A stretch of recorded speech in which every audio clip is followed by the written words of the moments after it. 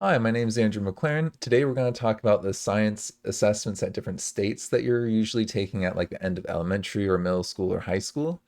These are usually aligned to the NGSS, and if not, they're kind of inspired by their own state standards, which are basically the NGSS minus evolution and climate change for, political reasons. But effectively, most of the United States they have the same standards for like most topics in chemistry and like geology and that kind of stuff. And if you look at their state assessments, they're actually very, very similar. They all tend to focus on these practices and not what we call the DCI or disciplinary core ideas. I'll go more into depth about that. And then I'm going to talk a little bit about what you would do if your state doesn't have any practice questions and go over a couple states that actually do have a couple practice tests and varying levels of support around that. And then the main idea about why you really want to alter this instruction is that it actually leads to better teaching. And these tests, I know we don't really want to teach these tests, but they're pushing us in the right direction. They really are. When we look at the design of these tests, traditional state tests have been just like 100 multiple choice questions. They're kind of moving away from that. They're moving more towards manipulating some sort of simulation or putting a label on a model. And these are usually done with some sort of computer test. So students really need to have familiarity with that digital format and the tools on there.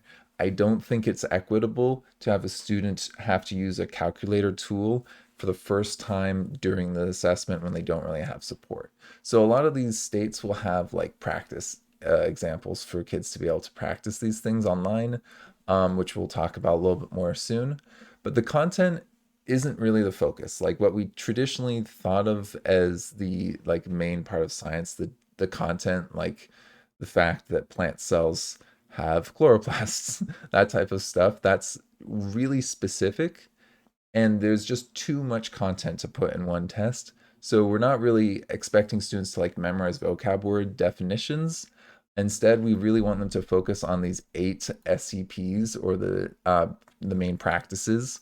There's only 8 of them, and you know all 8 of these will be present on the state test, and they're going to have a nice splitting between those 8 so that they're all going to be proportionally present. Like you can't have conduct investigation just be absent on your state test if that's one of the 8 things that you need to be covering. So there's those 8 portions. There's also these 7 cross-cutting concepts. Um, so I think that they're right here, like patterns and models, stability and change, and all that stuff. You know that those are also going to be proportionally present. So they need to have those things present. So what you really want to do is think about, well, how do I make sure my students are good at conducting an investigation on the state test and that type of stuff? That's what you want to be doing to prepare your students and focusing on those types of things yourself.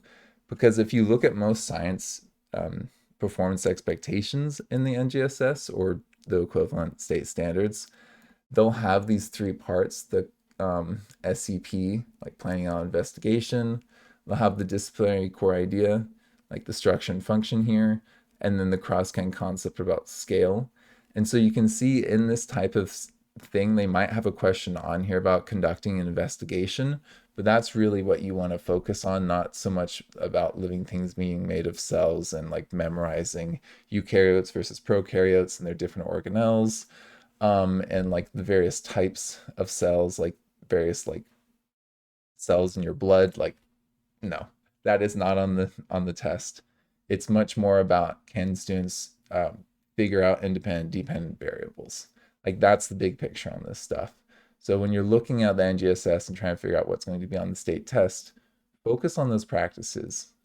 Cross-cutting concepts can be useful, but I personally prefer just focusing on these practices. And I'll show you with some state tests how you can kind of see this being an important way of looking at this. So some states like Kansas, they don't have practice tests. I've been working with a teacher there who trying to get ready for their own state test. And what I would recommend is basically that you use nearby states in their tests or ones that have similar standards. If you're completely like just an NGSS state, just use any of the other states and they should be the exact same, even including the ones that are like inspired by the NGSS. I would just use the other ones and it should be good enough. Because all these questions are being compared and people are looking at the results afterwards, and each state has like teams of people working on this. And I remember when I was teaching in Oregon, talking to like our science district person, that they were like talking with other state district leaders around these state tests and their questions, and they're all basically the same thing. So just kind of keep that in mind. You should be fine going with another one. So I wanted to show you three states that have different levels of practice and supports for their state science tests. I'm going to go over the Oregon one kind of in depth because that's the one I've used before. They don't really give a key, but I've gone through and at least scored which of the SEPs or the main practices in the NGSS they align to. And if you just kind of look at this stage, you can kind of see there's a split or a spread of them where all of these practices are kind of being assessed besides I think one um to some level, but it's kind of interesting because that number one is asking questions and defining problems. So there might be some defining problems piece in some of these questions I saw, but I haven't really seen anything where the kids actually get tested on asking questions. But there's definitely things on like models and investigations, and you really need to build that familiarity with how this is being done for your state, though most states are very, very similar. So how states in general do modeling is going to be very, very similar from state to state. But I do believe it's important to show your students that there's different ways of interacting with your state specific interface, which are going to be important for equity. So like having that text to speech or access to different languages. There's a number of different things that these various websites will do that you as a teacher will select for the test, but for these practice tests, oftentimes the students have to select them themselves. But it's good for them to at least get practice of going through this. So right now I'm just going through the Oregon's Department of Ed, trying to get to the 8th grade science test. So you can kind of look back and see what I did there. And here you can see that these are like those various tools and embedded tools that might be kind of turned on or off depending on if you want that on or off for certain students, right? In any case, if you look at this, this is, I think California, I'm pretty sure it's the same brand. If not the same brand, it's a very closely aligned in their design. But you can see this is what Oregon looks like. It's good for students to just know what all the various buttons do so they know what resources they have available to them, like the periodic table, um, which is expandable, right? So you need to have students just get familiarity with the tools. But really, what you want them to do is also get familiar with how to do these questions. And so this one is very typical. This is very, very normal where you can have these variables that you then run an experiment with. And then you're trying to do this so there's only one thing changing, right? Yeah, that like independent dependent variable relationship. So that they can conduct an investigation in this simulation. So yeah, there's some pieces where it's kind of like select from the options here, but it's not really like multiple choice. It's more like putting these things together in a little investigation. So you can see that this part one is a pretty good example of, I think is SEP number 3, planning out and carrying out an investigation, because they actually do the investigation in the little simulation, right? So then we've got this other one. I'm gonna kind of go through this a little bit quicker, but you can see that there's like different things where they, students are gonna need to know how to work with the questions, but more importantly, like the practices, how do they work with the practice? So here there's some sort of like select things that are changing between these two different designs and doing a little bit of that one piece there. I think I had labeled that as SCP-6. So I was designing solutions. Yeah, so there's a little bit of engineering that was going on there, I believe. Then here, there's like some little calculator options for them. So if you had to do something like that, I don't know, then students are gonna need to know how to type that out, right? So there's some good embedded things that they're gonna need to know how to type out. Um, and select and just be familiar with like, oh, you have to click on um, this graph and then it'll show which one's selected by covering over that letter. But this to me, I believe, I'm just going to select a couple of these things. I'm not going through this actually trying to answer it, just trying to demonstrate what these look like. But if we look at number 3, I think I'd scored that as like SCP 4 or 5. So it's analyzing data. Yeah, there's like some graphs that were on there using mathematical and computational thinking. Usually those two are kind of like hand in hand when you're doing like ratios and graphs and stuff like that, and rates, you know.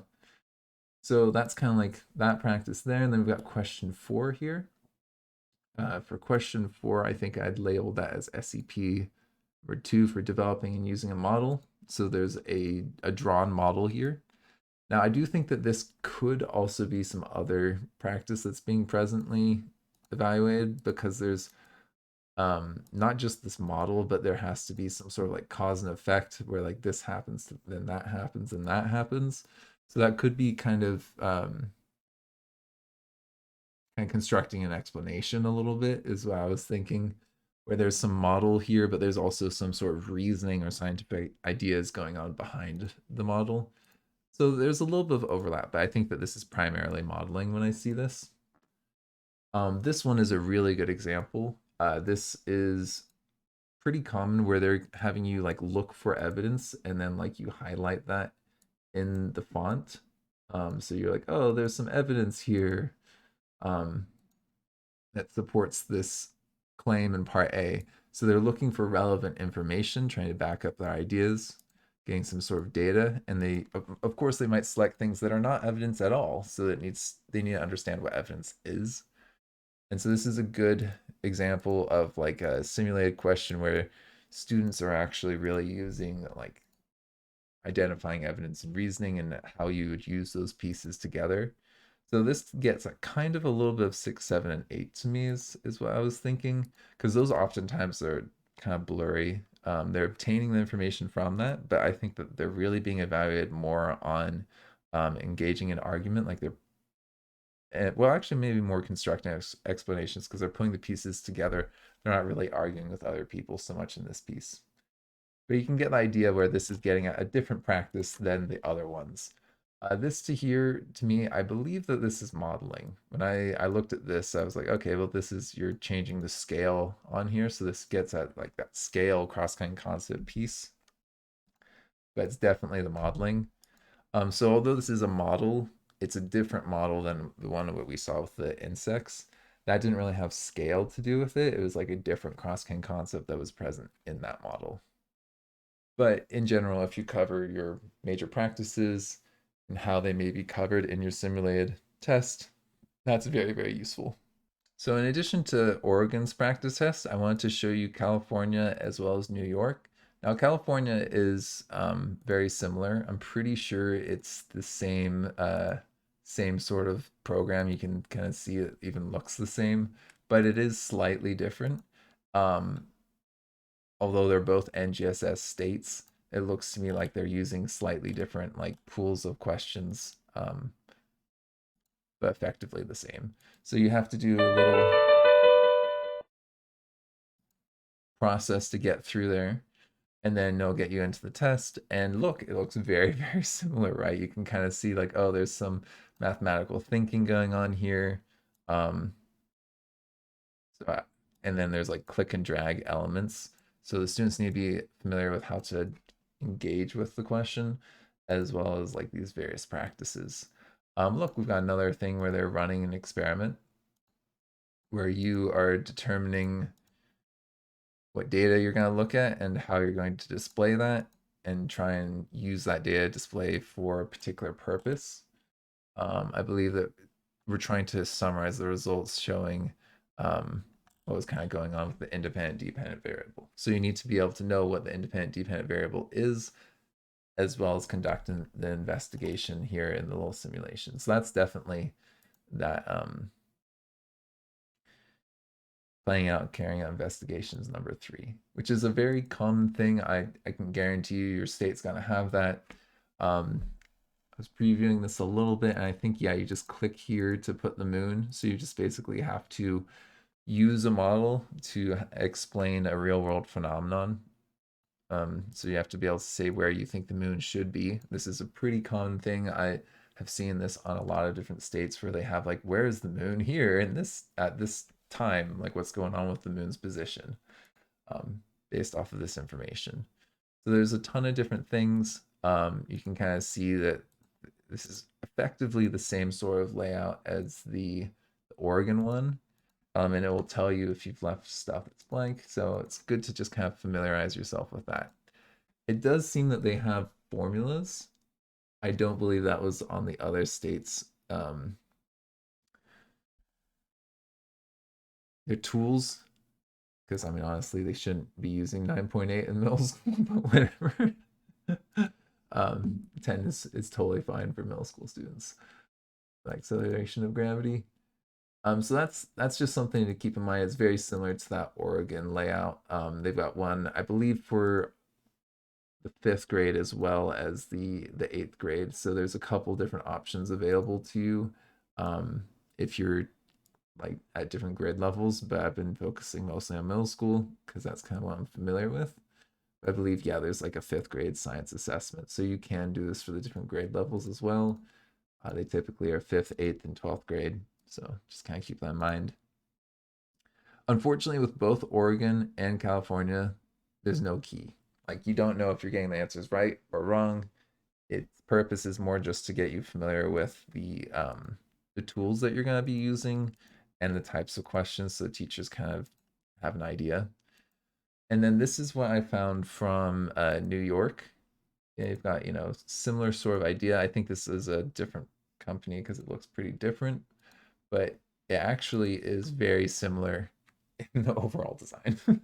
So they've got their questions, that you can answer with multiple choice. Uh, and then there's, I believe, some short answer questions that you have to like type out an answer. So this one is a lot less automated. It seems that there's a lot more scoring of these answers by people, but there is a very similar sort of idea of like, okay, well, now you need to like construct like some sort of explanation based off of this model. So there's definitely a lot of pieces going on here where it's NGSS related, um, showing that like layering of the rock, that whole process being explained by that reasoning there. So you can kind of see that this is similar. It's a little bit different. And they do let you submit it or take another test. I do want to show really quick that they have also answer keys for this. So they'll tell you what is the correct answer. So for those students that really want to know, did I get it right or not? Um, that's kind of useful. And so you can see like the rating guidelines and see how they score these things. Because they were looking for like short answers, there is a lot more open interpretation in terms of what they're willing to take as answers. Uh, I don't like this personally because it seems to me like some room for like these scoring rubrics here for these different practices. I think could be a lot more explicitly clear that it's about a practice and what part of the practice it is aligning up to.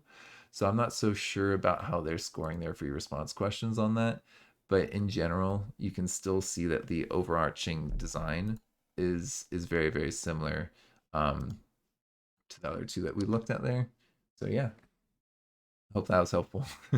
If you're looking at these tests, you may be thinking like, well, I don't want to just teach to the test, so why would I change my instruction? But these actually are better questions than just multiple choice questions when you're doing the conduct an investigation or like have them do a little trial.